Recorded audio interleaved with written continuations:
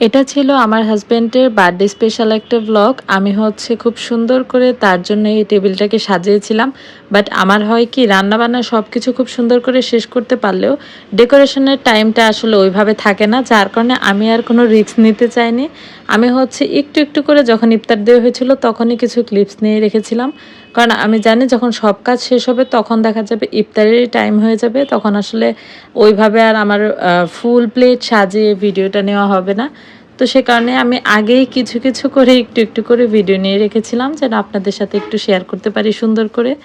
দেন হচ্ছে যে এখানে তো দেখতেই পাচ্ছেন সেদিন বাহিরের ওয়েদারটা ভীষণ সুন্দর থাকলেও আমরা খুবই টেনশনে ছিলাম, কারণ দুপুরের পর থেকে আসরের আজান দিয়েছে, তারপর থেকে কারেন্ট একেবারেই ছিল না। আর কারেন্ট না থাকলে তো আসলে আমরা যেরকম সুন্দর করে ভিডিওগুলো নিতে চেয়েছি বা সুন্দর করে সব কিছু করার ইচ্ছে ছিল সেটা করা তো আসলে পসিবল হয়ে ওঠে না।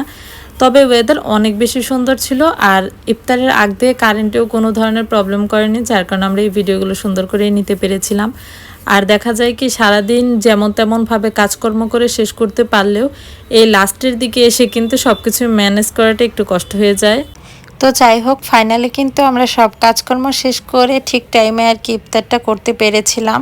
আর এই তো দেখতেই পাচ্ছেন আমরা হচ্ছে সবাই মিলে এখানে বসেছিলাম। এখানে আমি আমার হাজব্যান্ড ছিলাম, প্লাস হচ্ছে আমার দুই চাচার ছোট ছোট ছেলে মেয়ে, ওরাও হচ্ছে আমাদের সাথে এই টেবিলে বসেছিল। আর যেহেতু আমাদের এখানে স্পেসটা একটু কম, যার কারণে ফুল ফ্যামিলি সবাই মিলে এখানে বসা হয়নি, যার কারণে তাদের ভিডিও আসলে নেওয়া হয়নি। তো যাই হোক, সব কিছু মিলিয়ে দিনটা আমরা অনেক সুন্দর কাটিয়েছি। আর আজকের ব্লগটি আপনাদের কাছে কেমন লেগেছে কমেন্ট